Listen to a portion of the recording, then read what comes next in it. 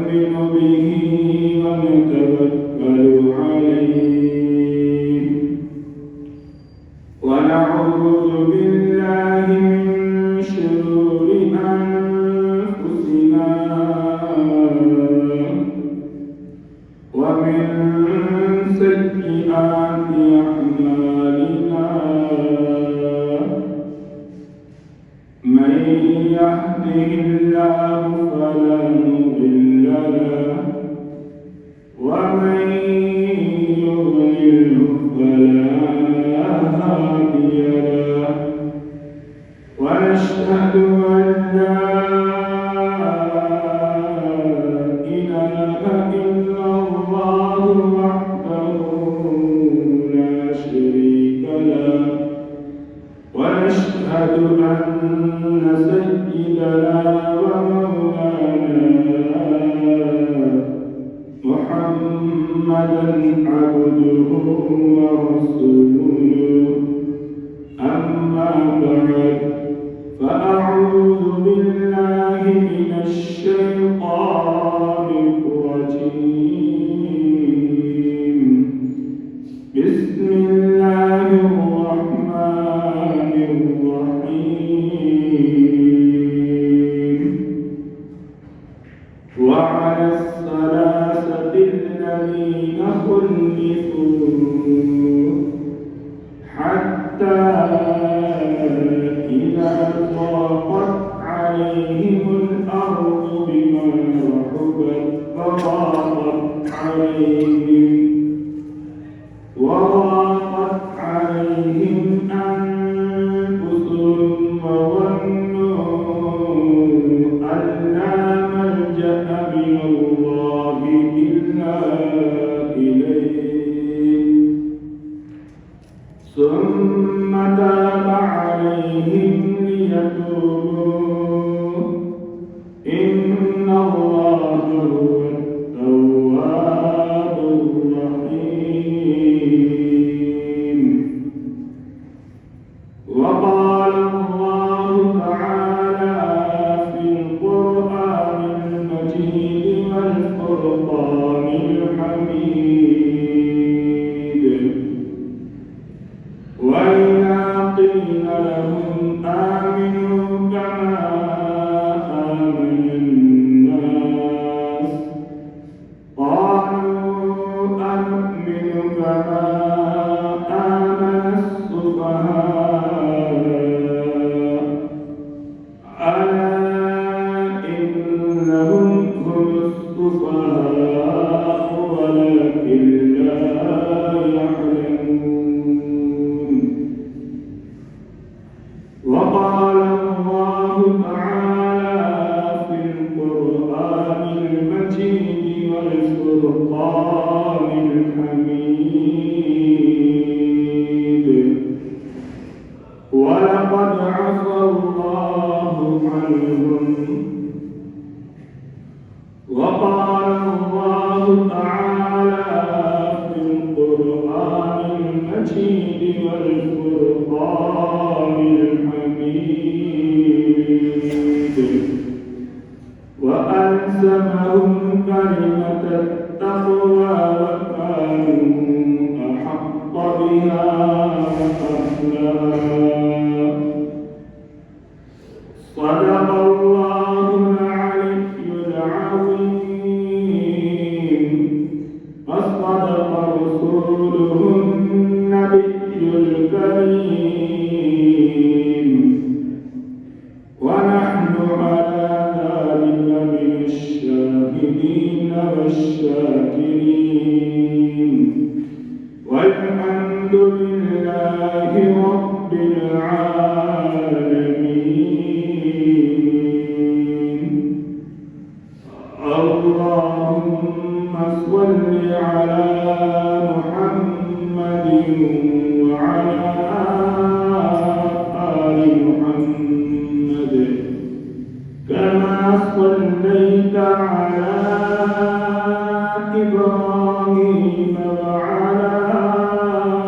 آل إبراهيم إنك حميد مجيد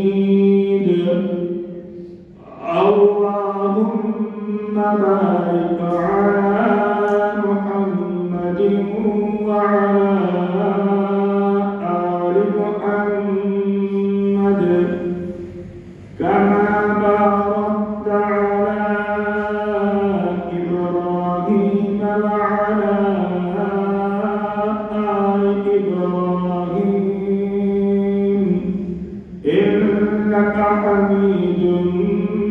مجيد رب زدني علما نافعا رب اشرح لي صدري ويسر لي أمري واحلل عقدة من لساني يفقهوا قولي أستغفر الله ربي من كل ذنب وأتوب إليه اللهم إنا نجعلك في نحورهم ونعوذ بك من شرورهم سبحان الله وبحمده سبحان الله العظيم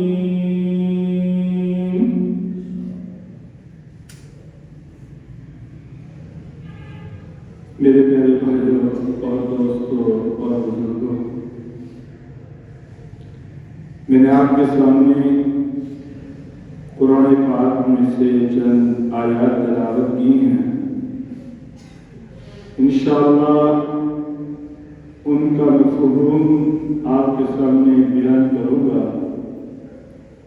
دعا کرتا ہوں اپنے رب العالمین سے اللہ تبارک و تعالی مجھے سچ کہنے کی صحیح طریقے سے سمجھانے کی توفیق عطا فرمائے اور آپ کو سمجھنے کی اور عمل کرنے کی توفیق عطا فرمائے۔ میرے بھائیوں، جب انسان اللہ کا ہو جاتا ہے، اللہ اس انسان کو قیمتی بنا دیتے ہیں۔ جتنا قرب اللہ کا ملے گا اتنے بخت انسان کے جاگتے ہیں، اور جتنا انسان اللہ سے دور ہوتا ہے اللہ کے ہاں اس کی قیمت کم ہوتی جاتی ہے۔ اللہ وحدہ لا شریک وہ ذات ہے جس انسان نے کبھی اللہ کو نہیں بلایا اللہ اس کو کبھی نہیں بلائیں گے، اور جس انسان نے اللہ تعالیٰ کو اپنی مالداری میں، اپنی مشغولیت میں، اپنے کام میں، اپنی جوانی میں، اپنی طاقت میں اللہ کو بلا دیا، جب وہ انسان بے بس ہوگا تو اللہ بھی اس کو بلا دے گا۔ پہل انسان کرے گا، اینڈ اللہ تعالیٰ کی ذات کرے گا۔ بے رخی پہلے انسان کی طرف سے ہوگی، بعد میں اللہ تعالیٰ اس کو نسیہ مرثیہ کر دے گا۔ پہلے انسان اللہ سے دور ہوگا، پھر اللہ تعالیٰ انسان کو اپنے آپ سے دور کر دے گا۔ اللہ کا قرآن جو میں نے آپ کے سامنے پڑھا، پچھلے جمعے بھی پڑھا گیا،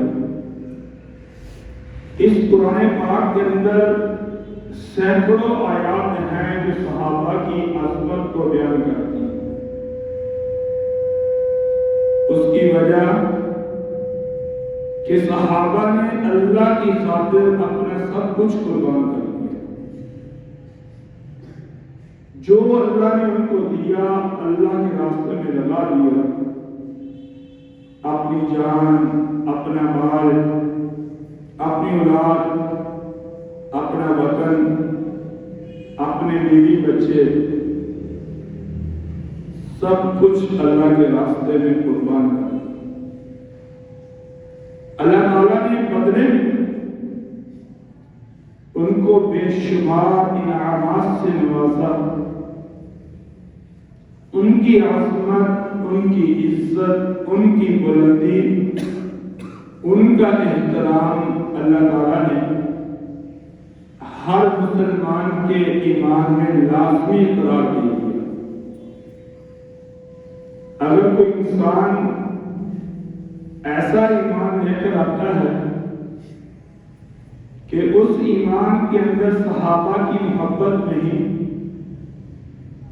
اللہ اس ایمان کو قبول نہیں فرماتے۔ اگر انسان ایسا ایمان لے کر آتا ہے کہ اس ایمان کے اندر صحابہ کی توہین پائی جاتی ہے، صحابہ کا انکار پایا جاتا ہے، ادنا صحابی کا انکار پایا جاتا ہے، گویا کہ وہ انسان قرآن کی سینکڑوں آیات کا انکار کر رہا ہے، جس کی وجہ سے اس کا ایمان کے ساتھ تعلق باقی نہیں رہتا۔ صحابہ کی محبت مسلمان کے ایمان کا حصہ ہے، صحابہ کی عزت مسلمان کے ایمان کا جز ہے، صحابہ کی عظمت کو ماننا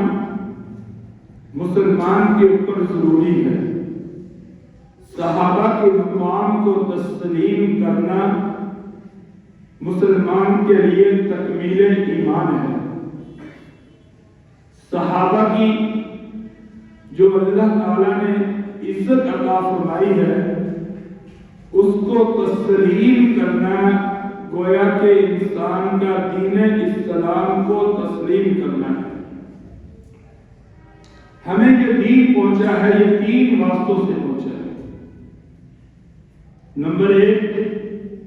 حضرت جبرائیل علیہ السلام اللہ سے قرآن لے کر آئے،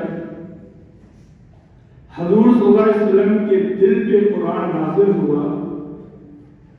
حضور سے سن کر صحابہ نے اس قرآن کو پوری دنیا میں پھیلایا۔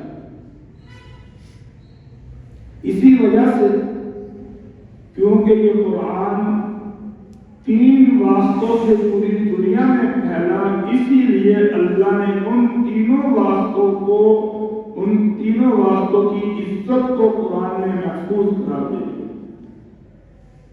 حضرت جبرائیل علیہ السلام کو کفار مکہ نہیں مانتے تھے۔ اللہ تعالیٰ نے فرمایا کہ قُلْ مَنْ كَانَ عَدُوًّا لِجِبْرِيلَ، کہ جو جبرائیل کا دشمن ہوگا وہ اللہ کا دشمن ہوگا۔ کفار مکہ نے آپ صلی اللہ علیہ وسلم کی توہین کی اور کہا کہ انت مجنون، آپ مجنون ہیں۔ اللہ تعالیٰ نے آپ کی عزت کو محفوظ کیا اور قسم اٹھا کر فرمایا کہ وَإِنَّكَ لَعَلَىٰ خُلُقٍ عَظِيمٍ، آپ اخلاق کی بلندیوں پر ہیں، مَا أَنْتَ بِنِعْمَةِ رَبِّكَ بِمَجْنُونٍ، اور آپ مجنون نہیں ہیں۔ اسی طرح سے اللہ تعالیٰ نے قرآن پاک کی ایک آیت کے اندر فرمایا وَإِذَا قِيلَ لَهُمْ آمِنُوا كَمَا آمَنَ النَّاسُ، کہ نبی ان لوگوں کو کہہ دو کہ اپنا ایمان ایسا لے کر آؤ جیسے صحابہ ایمان لے کر آؤ۔ اگر تمہارا ایمان ابو بکر جیسا ہے، عمر جیسا ہے، عثمان جیسا ہے، علی جیسا ہے، حسین جیسا ہے، معاویہ جیسا ہے، تو اللہ کے ہاں تمہارا ایمان قبول ہوگا، ورنہ نہیں۔ وہ آگے سے کہنے لگے قالوا انؤمن كما آمن السفهاء، کیا ہم ایسا ایمان لے کر آئیں جیسا کہ یہ نعوذ باللہ بے وقوف لے کر آئے؟ یعنی انہوں نے پہلا پارہ، دوسرا رکوع سورۃ البقرہ کا، اس کی درمیان میں تقریباً ابتدائی آیات ہیں، فرمایا کہ وہ کہنے لگے کفار مکہ کہ ان جیسا ایمان لے کر آئے، کیونکہ صحابہ کرام کو وہ عزت نہیں دیتے تھے، ان کو وہ غریب سمجھتے تھے، ان کو کہتے تھے کہ ان کے پاس مال نہیں ہے، دولت نہیں ہے، ان کے پاس تعداد نہیں ہے، لوگ نہیں ہیں۔ اس وجہ سے وہ حقارت کی نظر سے دیکھتے اور کہا کہ ان بے وقوف کو جیسا ہم کیسے ایمان لا سکتے ہیں۔ انہوں نے صرف سفہاء کا لفظ استعمال کیا۔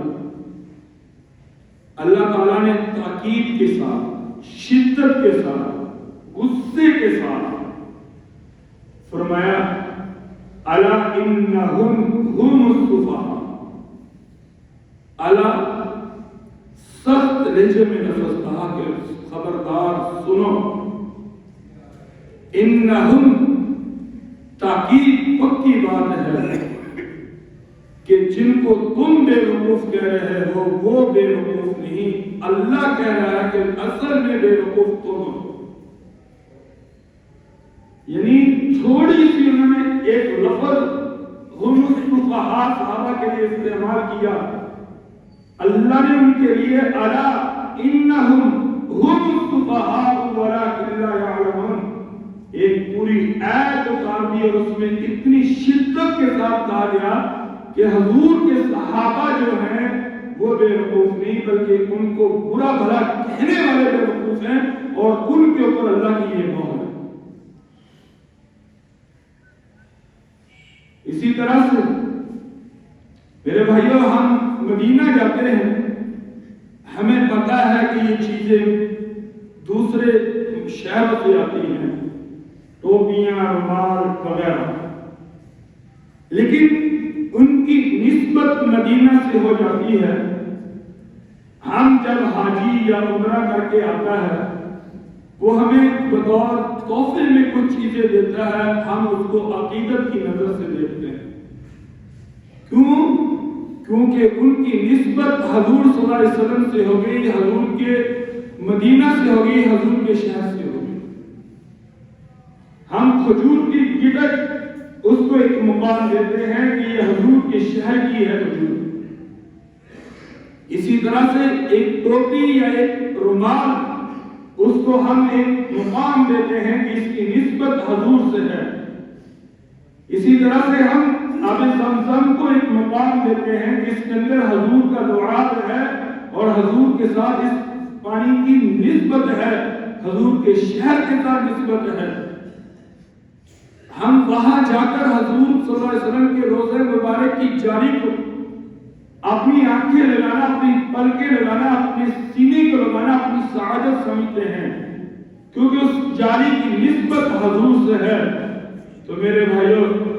وہ صحابہ جنہوں نے حضور کو پانی پیتے ہوئے دیکھا، وہ صحابہ جنہوں نے حضور کے چہرے کو دیکھا،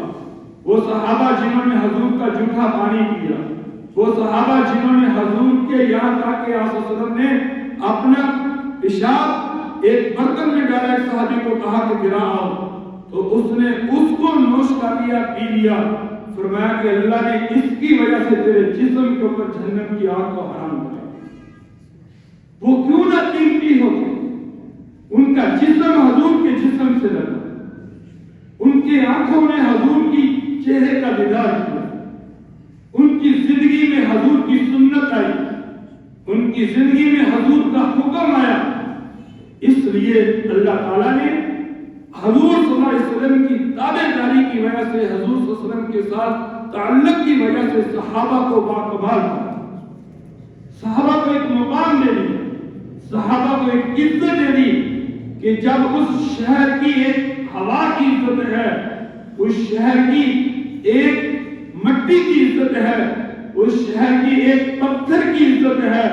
تو اللہ کے جو نبی کے یار ہیں تو اللہ نے ان کو بھی ایک مقام دیا۔ اور اگر ہم انسان اپنا ایمان بچانا چاہتا ہے، اس کے لیے ضروری ہے کہ وہ صحابہ کو عزت دے۔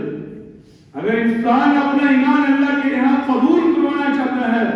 اس کے لیے ضروری ہے کہ وہ انسان صحابہ کے ساتھ اپنی نسبت کرے، صحابہ کے راستے میں چلنے کی کوشش کرے،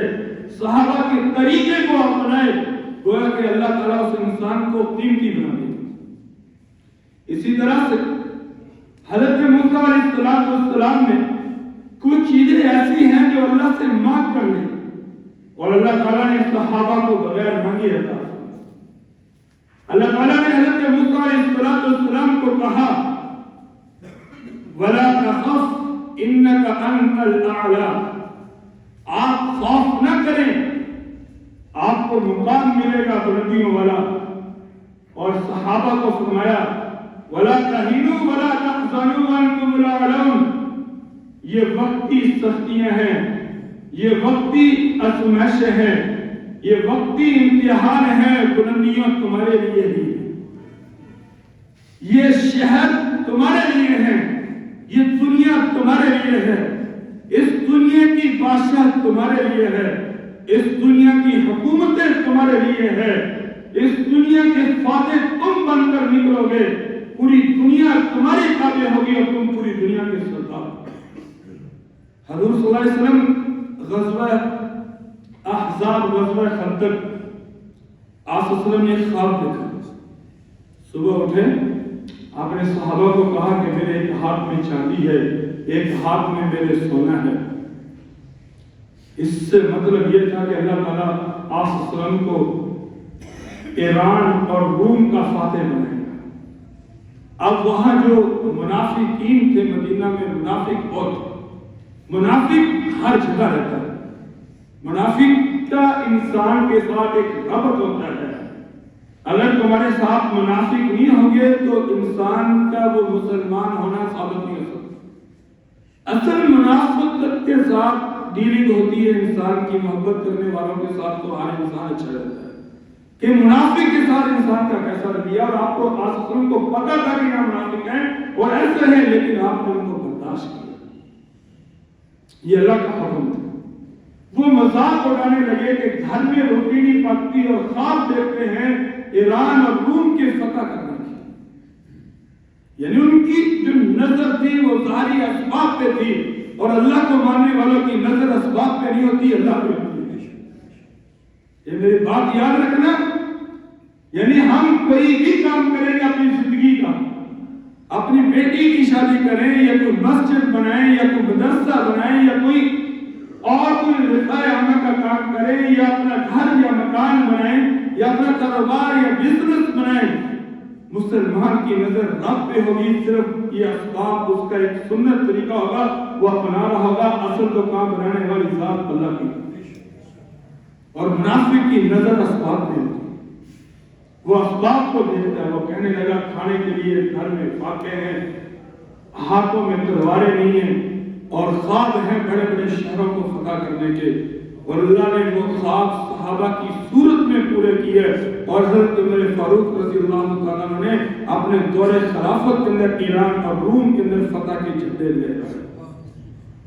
اور ثابت کیا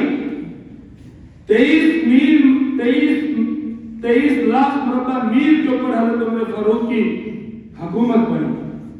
اور وہ جو خواب حضور نے مدینہ میں دیکھا وہ آپ کے دنیا سے جانے کے بعد صحابہ کی صورت میں اللہ نے اس خواب کو پورا کیا۔ اسی لیے حضرت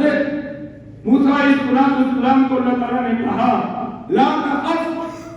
انک من الآمنین، آپ خوف نہ کریں، اللہ نے آپ کو امن کا لقب دیا ہے۔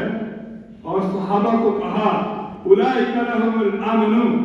اگر کوئی امن کے اعتبار سے کوئی جماعت دیکھنی ہو تو وہ صحابہ کی جماعت دیکھ لو، اور اس بات کی اللہ گواہی دے رہا ہے قرآن پاک کے اندر کہ ان کے اندر آپس میں ذرا برابر بھی اختلاف نہیں۔ میرے بھائیوں، اگر کوئی آدمی ہمارے ساتھ صحابہ کے بارے میں بات کرے تو قرآن کھول کے اس کے سامنے رکھ دو،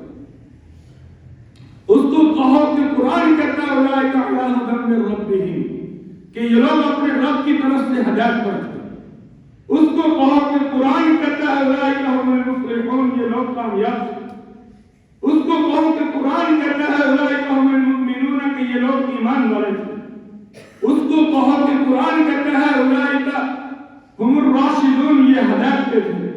اس کو کہو کہ قرآن کہتا ہے اولئک ھم الصادقون، یہ کہتے ہیں کانوا قلیلا من اللیل ما یہجعون، یہ لوگ راتوں کو جاگتے تھے۔ اس کو کہو کہ قرآن کہتا ہے بالاسحار هم یستغفرون، یہ تہجد کے ٹائم اٹھ کر یہ استغفار کیا کرتے تھے۔ اس کو کہو کہ قرآن کہتا ہے ولو کان بہم خصاصہ، کہ ضرورت مند ہونے کے باوجود اپنا سارا مال لوگوں میں تقسیم کرتے تھے۔ اس کو کہو کہ قرآن کہتا ہے کہ یہ لوگ متقی لوگ ہیں، اولئک هم المتقون۔ اس کو کہو کہ قرآن کہتا ہے کہ اعد لهم جنات تجری تحتها الانہار، کہ اللہ نے ان کے لیے جنت کو تیار کیا اور اس جنت میں نہریں ہوں گی۔ ان کو کہو کہ قرآن کہتا ہے ذالک هو الفوز العظیم، کہ یہ لوگ کامیاب ہیں اور انہوں نے کامیاب بن کر زندگی گزاری اور جاتے ہوئے رضی اللہ تعالیٰ عنہ کے تمغے اللہ سے لے کر گئے۔ حضرت موسیٰ علیہ السلام نے کہا وَلَقَدْ مَنَنَّا عَلَى مُوسَىٰ وَهَارُونَ، اللہ نے فرمایا کہ موسیٰ ہم نے تم پر احسان کر دیا، لیکن صحابہ کو اللہ نے کہا لَقَدْ مَنَّ اللَّهُ عَلَى الْمُؤْمِنِينَ، کہ نبی کے صحابہ ہم نے تمہاری جھولی میں اپنا محبوب ڈال کر تمہارے اوپر احسان کر۔ اس محبوب کو یعنی جو کائنات کا نبی، جو محبوب خدا ہے، جو سردار ہے، جیسے وہ آلہ ہے ایسے ہی اس کو دیکھنے والے بھی آلہ ہیں۔ جیسے اترنے والی قرآن یہ آلہ ہے، اس قرآن کا کوئی مقابلہ نہیں کر سکتا۔ جیسے اس قرآن میں کوئی شک نہیں ہے، جیسے کوئی اس قرآن کی مثل نہیں لا سکتا، ایسے ہی حضور کے صحابہ بھی آلہ ہیں۔ حضور کے صحابہ کے ایمان میں بھی شک نہیں ہے اور حضور کے صحابہ کی مثل کوئی لا بھی نہیں سکتا۔ میرے بھائیو، غزوہ احد آپ نے چند صحابہ کو کہا کہ فلانی جگہ پہ تم نے پہرا دینا ہے اور وہاں سے ہلنا نہیں، ہمیں شکست ملے ہمیں فتح ملے، تم نے یہاں سے نہیں ملنا۔ اب اللہ نے فتح دی، جب فتح ملی تو وہ کچھ لوگ وہاں سے ہل گئے اور وہاں سے انہوں نے وہ جگہ چھوڑ دی اور وہاں ہمارے غنیمت میں آ گئے، اور اللہ نے پھر دوبارہ آزمائش میں دوبارہ بدل دیا اور وہ لوگ واپس آئے اور انہوں نے پھر حضور صلی اللہ علیہ وسلم کے لشکر پر حملہ کیا اور ایک وقتی فتح جو تھی وہ وقتی طور پر شکست میں تبدیل ہوئی اور اس امت کو ایک تعلیم دی کہ اگر زندگی میں کامیابیاں چاہتے ہو تو نبی کے حکم پہ عمل کرو، کامیابیاں تمہارے قدم چومے گی، اور اگر نبی کی سنت کو چھوڑ دو اور کہو کہ کامیابی ملے سکون ملے تو دھوکہ تو مل سکتا ہے لیکن کامیابی نہیں مل سکتی۔ صحابہ نے صرف ایک اجتہادی غلطی سی، لیکن اللہ نے اس کو قرآن میں نازل کیا اور اللہ جانتے تھے کہ بعد میں لوگوں نے اعتراض کرنا کہ صحابہ تو وہ تھے جو نبی کو چھوڑ کر چلے گئے، صحابہ تو وہ تھے جنہوں نے نبی کی بات کو نہیں مانا، صحابہ تو وہ تھے جنہوں نے حضور ہمارے غنیمت کی وجہ سے حضور کے حکم کو چھوڑ دیا۔ اللہ نے فرمایا اے لوگو، اے ایمان والو، یاد رکھنا انہوں نے اس جگہ کو چھوڑا، ہم نے ان کی آزمائش میں دوبارہ اس شکست کو، اس فتح کو شکست میں تبدیل کیا، لیکن انہوں نے ہماری طرف رجوع کر لیا۔ وَلَقَدْ عَفَا اللَّهُ عَنْهُمْ، اللہ نے ان کو معاف کر دیا۔ ہم جتنی مرضی معافی مانگتے ہیں، ہماری توبہ کا ذکر اللہ ہی پہ دے گا کہ میں نے تمہیں معاف کر دیا، لیکن صحابہ کرام رضی اللہ تعالیٰ عنہ کی توبہ کو اللہ نے قرآن میں ذکر کر دیا، صحابہ کرام رضی اللہ تعالیٰ عنہ کے اس عمل کو اللہ نے قرآن میں ذکر کر دیا، لوگوں کے منہ بند کر دیے کہ ان کے بارے میں کچھ نہ کہنا، انہوں نے جو کیا اللہ نے ان کو معاف کر دیا۔ جب اللہ ان کو معاف کر دے گا، یعنی کوئی آدمی مجھے کہے آ کے کہ کیسا آپ بتائیں کہ وہ لوگ جو احد میں آپ صلی اللہ علیہ وسلم کو چھوڑ کر، آپ کے حکم کو چھوڑ کر چلے گئے، ہم ان سے پوچھیں گے یہ کہاں پڑھا، وہ کہیں گے قرآن میں پڑھا، ہم کہیں گے تھوڑا سا آگے چلے جاؤ ایک دو رکوع جا کر ذرا یہ لفظ بھی پڑھ لو وَلَقَدْ عَفَا اللَّهُ عَنْهُمْ، کہ اللہ نے ان کو معاف کر دیا، تو ان کے سوال کا ہم کو خود بخود قرآن میں جواب مل گیا۔ اسی طرح سے اللہ تعالیٰ نے حضور صلی اللہ علیہ وسلم کو فرمایا ما کان علی النبی من حرج، اے نبی آپ دین کا کام کرے، آپ کو پر کبھی تنگی نہیں آئے۔ صحابہ کو فرمایا وما جعل علیکم فی الدین من حرج، کہ ہم نے تمہارے لیے دین میں آسانیاں کر دی ہیں، تنگیاں ختم کر دی۔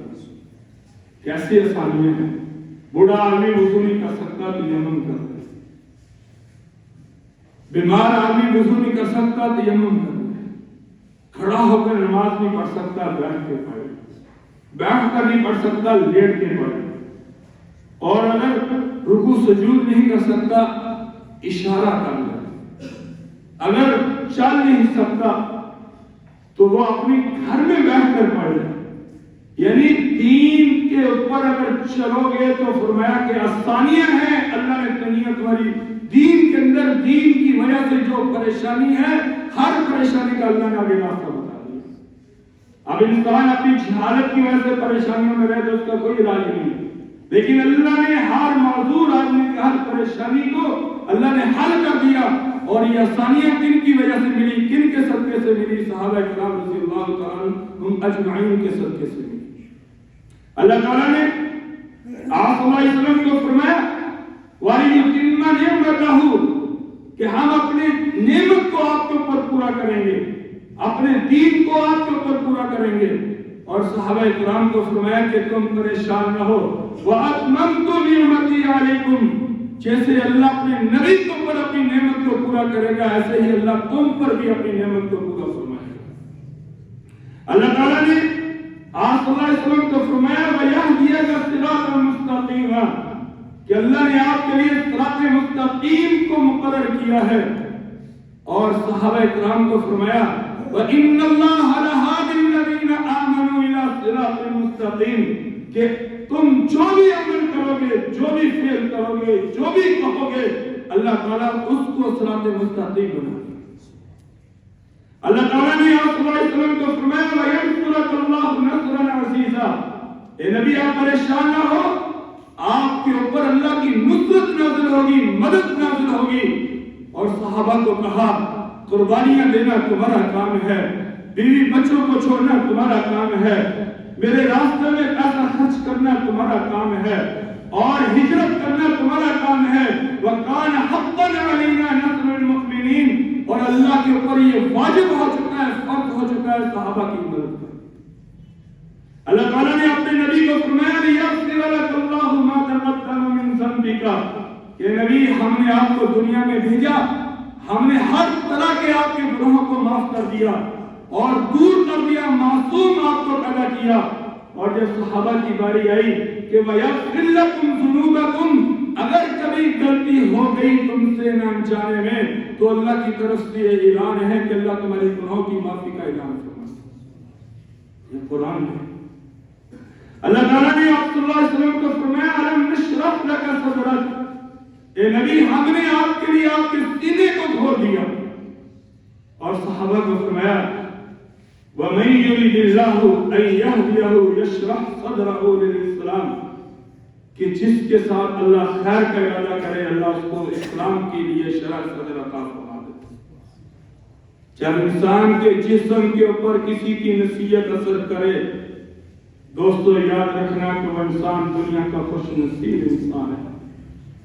ہم تو مولویوں کی زبانوں سے اثر تلاش کرتے ہیں، حقیقت میں اپنے دلوں کے تالے لگے ہوئے۔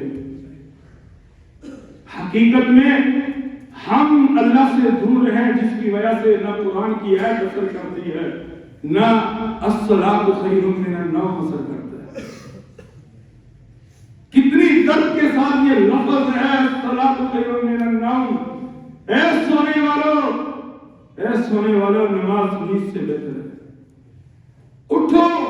نماز پڑھو، پوری رات کی عبادت کا ثواب اللہ سے اپنے نامہ اعمال میں کروا۔ کون ہے ایسا مالک جو صرف 5 منٹ دکان پہ رکھ کر پورے دن کی دہاڑی دے دے؟ مجھے کوئی ایسا مالک دکھاؤ، ایسا کہ جو اپنے ملازم کو، بلکہ اگر کوئی کبھی ایک دن ملازم 1 گھنٹہ پہلے چلا جائے تو کہتا ہے بیٹا چلے جا، کوئی نہیں، 2-3 دن کے بعد پھر پوچھے آج میں نے کام ہے، چلو کوئی نہیں چلے جاؤ، دوسرے دن پھر کہے کہ آج میں نے جانا ہے، پھر چلو بندہ کہہ لینا چلائیے، چوتھے دن پھر پوچھے تو کہنا میرا دماغ خراب ہو گیا، تو کام کرنا تو کر نہیں کرنا تارا جلی جس طرح چپ کے تو نکلتا ہو، لیکن میرا سونا رب کہنا ہے عشاء کی نماز پڑھ کے تو سویا، ساری رات مٹھی نہیں سو، اتنے رضائی لے چسکے لے نیند دے، پہلے ادھر پاسا لے پہلے ادھر لے، سویرے جناب والا 14 گھنٹے کی رات ہے، اور پھر اٹھ 5:30 پونے 6 6:30 7 بجے تو بندے اٹھ کے جماعت دینا نماز پڑھ لے، تیری ساری رات کی جو نیند ہوئے گی میں رب تیرے نام اعمال عبادت بنا کے دیکھ دوں۔ میرے بھائیوں، دکانوں کے اوپر لکھا ہوتا ہے سیل میلہ، یہ بڑی دکان ہے نا، کبھی شہر میں جانا ہو سائیوال یا لاہور، یا جب وہ سیلیں لگتی ہیں کس طرح قائد اعظم کے دن پہ لگی دائیں بائیں، پھر لوگ جاتے ہیں 2000 بچ گیا 3000 بچ گیا، ہر آدمی وہ سیل کے اوپر لگا رہتا ہے اور جاتے ہیں، اور میرا رب کی تو سیل سدا باہر رہتی، لیکن لوٹنے والے لینے والے خوش نصیب لوگ ہوں گے، جس کے نصیبوں میں نہیں ہوگا میرے دوستوں وہ کبھی نہیں رہ سکتا، وہ کبھی نہیں ہو سکتا، وہ مسجد کی واش روموں میں تو آئے گا لیکن مسجد میں نہیں آ سکتا، وہ ٹوٹیوں کے اوپر تو آئے گا، ہاتھ دھو کر چلا جائے گا، لیکن ایسا بد نصیب ہوگا کہ اس کو نماز پڑھنے کی توفیق نہیں، کبھی نہیں۔ لیکن اللہ نے فرمایا کہ نبی وَإِنَّكَ لَأَجْرًا غَيْرَ مَمْنُونٍ، اللہ تعالیٰ نے آپ کے لیے نہ ختم ہونے والا اجر رکھا ہے۔ اور جب صحابہ کی باری آئی، جیسے فرمایا کہ فلاح کہ آپ کے لیے نہ ختم ہونے والا اجر ہے، ایسے ہی فرمایا فلاح اجر غیر ممنون، اے نبی آپ کے صحابہ کو جو اللہ اجر عطا فرمائیں گے وہ بھی کبھی ختم نہیں ہوگا۔ کیسے؟ حضرت عمر فاروق رضی اللہ تعالیٰ عنہ کلمہ پڑھا، کلمہ پڑھنے کے بعد آپ صلی اللہ علیہ وسلم ایک گھر میں تھے، اذان پڑھ رہے تھے، نماز پڑھنے کی تیاری، فرمایا اللہ کی عبادت چھپ کے، جب عمر ایمان میں آ گیا اللہ کی عبادت چھپ کے، فرمایا مجبوری ہے، فرمایا کہ یا رسول اللہ مجبوری ختم ہو گئی، تلوار دی اور کہا کہ اے مکہ کے وڈیروں چودھریوں، جو اپنے بچے یتیم کروانا چاہتا ہے وہ آ جائے، آج عمر خانے کعبے کا دروازہ کھول رہا ہے، اس میں اذان بھی ہوگی نماز بھی ہوگی، اگر کوئی روک سکتا ہے تو روک لے۔ آپ صلی اللہ علیہ وسلم گئے، وہاں نماز کی تیاری ہوئی، نماز پڑھی گئی، نماز پڑھنے کے بعد آپ صلی اللہ علیہ وسلم پہلی دفعہ نماز کے لیے جو دروازہ کھولا گیا اور کھولا گیا نماز کے لیے، وہ حضرت عمر فاروق کی وجہ سے کھولا گیا، فرمایا قیامت تک جتنے لوگ اس خانے کعبہ میں آ کر نماز پڑھیں گے، ایک نماز کا ثواب 1,00,000 نمازوں کا ثواب ملتا ہے، پہلے حضرت عمر کے نام اعمال میں جمع ہوگا، باقیوں کو بعد میں ملے گا۔ یہ ہے نا ختم ہونے والا چیز۔ اسی لیے میں اکثر دوستوں کو مشورہ دیتا رہتا ہوں کہ اگر اپنے ماں باپ کے لیے صالح ثواب کرنا ہے، ایسا عمل کرو، سوچو، ایسی ترتیب بناؤ کہ وہ تمہارے پیسے لگیں، وہ عمل جب تک تم زندہ ہو وہ عمل باقی رہے، اور ہمارے جانے کے بعد وہ عمل باقی رہے۔ جب یہ مسجد بنی نا تو چھوٹے صاحب چلے تو بہت صاحب کہنے لگے کہ میں ہر چیز کے اندر حصہ ڈالتا ہوں، اس لیے ڈالتا ہوں تاکہ مجھے میرے مرنے کے بعد کہا یہ تعلیم انہی کی برکت سے ہے، اور جب تک یہ تعلیم باقی رہے گا جتنے لوگوں کی پیشانیاں ان کے اوپر لگے گی ان کو ثواب پہنچے گا۔ یہ جب یہ لینٹر ڈالا گیا تو ان کو کہا گیا کہ اگر درمیان میں 2 بیم ڈال لیں تو فائدہ ہو جائے گا۔ کہنے لگے یار اس سونے رب نے اتنا بڑا آسمان بغیر ستونوں کے کھڑا کر دیا، تو کیا یہ چھت نہیں بغیر ستونوں کے کھڑی ہو سکتی؟ تو کہا کہ خرچہ تھوڑا سا زیادہ آئے گا، 5-6 لاکھ روپے زیادہ خرچہ آئے گا۔ اس وقت 5-6 لاکھ بڑا معنی رکھتا تھا۔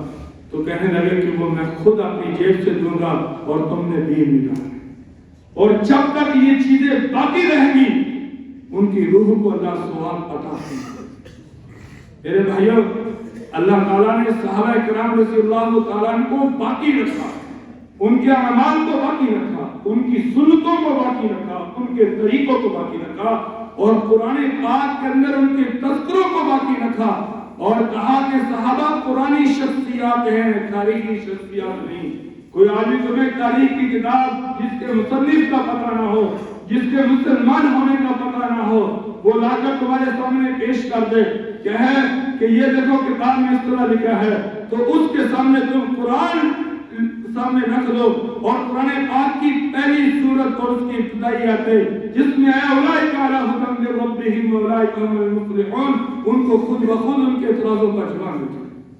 بلکہ کچھ غریب صحابہ کرام رضی اللہ تعالیٰ عنہ وسلم کے پاس آئے، غزوہ تبوک، آپ ماشاءاللہ جو مدینہ جاتے ہیں ان کو پتہ ہے یہ بہت بڑی جنگ تھی، اور مدینہ سے تقریباً 950 تقریباً کلومیٹر کا یہ سفر ہے، اور آپ صلی اللہ علیہ وسلم نے وہ سفر کیا غزوہ تبوک، اور صحابہ کے پاس قحط سالی تھی،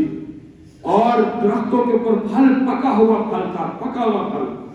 ان مسالے طور سے گھاس آیا ہوئے تو نماز کا ٹائم ہو جائے تو شاید اسے گھاس نہ چاہیے، شاید نہ کہنے، باقی بہت ایمان والے لوگ یہ خود ماشاءاللہ سب کو چلن تیار بیٹھے، اللہ کی خاطر نماز کا ٹائم ہو گیا فوراً جسم لے کر کبھی میں اپنا ایک خیال بیان کر رہا ہوں، صحابہ کرام یعنی گھر میں فاتح ہیں،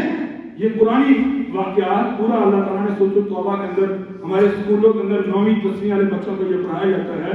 تو فاقہ ہے گھر کے اندر، اور کھیت میں پکی کھیتی ہے، پکی کھیتی، کھجوریں پکی ہوئی ہیں اور کھیتیاں پکی ہوئی ہیں۔ آپ نے فرمایا کہ نکلو روم کی طرف، اور ان کے اوپر غزوہ تبوک، ان کے اوپر جا کر ہم نے اٹیک کرنا ہے، حملہ کرنا ہے۔ اب وہاں فاتح ہیں، صحابہ نکلے، منافقین چھپ گئے، کچھ کمزور لوگ جن کے پاس سواریاں نہیں تھی، 950 کلومیٹر کا یہ سفر تھا، تو آپ کے پاس آئے، کہنے لگے یا رسول اللہ صلی اللہ علیہ وسلم ہم تو نکلنا چاہتے ہیں لیکن اسباب نہیں ہے نکلنے کے، اگر آپ ہمیں سواریاں دے دیں تو ہم نکلنے کے لیے تیار ہیں۔ تو آپ صلی اللہ علیہ وسلم نے فرمایا اگر تمہارے پاس اسباب نہیں ہیں تو تمہارے لیے عذر ہے، تم نہ جاؤ، کوئی نہیں۔ جب وہ واپس مڑے ان کی آنکھوں میں آنسو تھے کہ ہمارے ساتھ جا رہے ہیں اور ہم جہاد پہ نہیں جا رہے، ہمیں اس فضیلت سے روکا جا رہا ہے، جیسے کہ چند بھائی نماز پڑھ رہے ہوں، 2-3 پیچھے بیٹھے ہوئے ہوں، ان کو احساس نہیں ہوتا کہ وہ نماز پڑھ رہے ہم کیوں نہیں پڑھ رہے، لیکن صحابہ کرام رضی اللہ عنہ کمزور صحابہ، وہ ان کی آنکھوں میں آنسو ہیں، وہ کہہ رہے ہیں کہ اب ہمارا کیا بنے گا، ہم تو پیچھے رہ گئے۔ تو اللہ قرآن میں ایک نقشہ کھینچتے ہیں، وَلَا عَلَى الَّذِينَ إِذَا مَا أَتَوْكَ لِتَحْمِلَهُمْ قُلْتَ لَا أَجِدُ مَا أَحْمِلُكُمْ عَلَيْهِ تَوَلَّوْا وَأَعْيُنُهُمْ تَفِيضُ مِنَ الدَّمْعِ